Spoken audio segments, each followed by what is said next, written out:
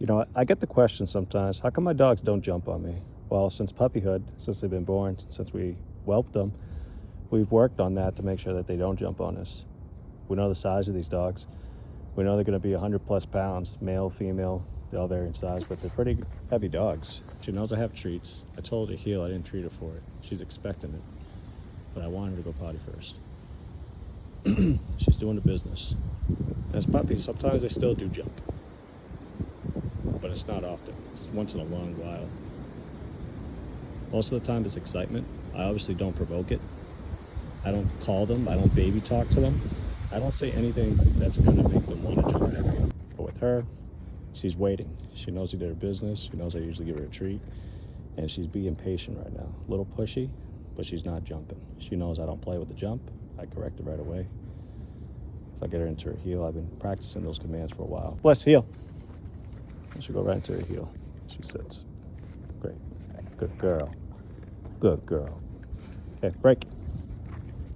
And these are stuff that I've been practicing with her in order to prevent her from jumping. You got to really be firm with their commands.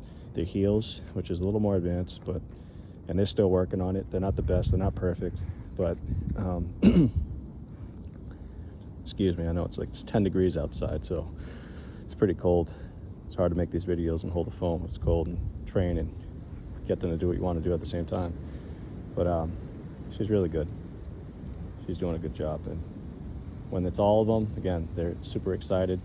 If I walk outside, if I'm entering the house, but right now they know it's business. It's their yard, of course. We share a yard, but I call it their yard because it's the most space they could have. Rather than be crazy and do the stuff out here than being inside, they absolutely know that inside the house is not a time where they could play and be crazy and jump around and start playing with each other. We'd rather have that, for them to engage outside and do that stuff. So we really change the energy when it comes to being outside versus where it is inside. If you really want your dog to conform to the things that you want to do, we recommend putting a leash on your dog,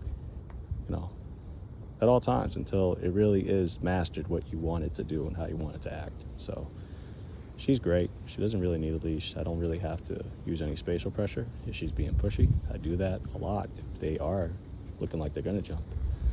But usually it's because they're waiting for something. If I call them, if they do something and they listen, then they know, all right, I know you got a treat. I did what you wanted me to do. But even that is still kind of being bossy and pushy towards us. But again, she is still a puppy. She is still learning, and puppies got a lot of energy. They need exercise, just as any dog does. So, yeah, we always do spatial pressure, leash pressure. Those are the two forms of pressure. But if you really want your dog to conform to doing the things that you want to do, just put a leash on him. She wouldn't be snapping into her heels like if I were to call it and do it, and if we weren't practicing every day with it. Bliss, heel. Good girl. So I hope this video helps you. And again, I'm sorry I can't really use a dog that's really gonna start jumping on me, but she's not the type to jump. She does once in a while, but she's waiting. Like, she knows I'm recording her. I did give her a treat. She did her business. She knows what she has to do.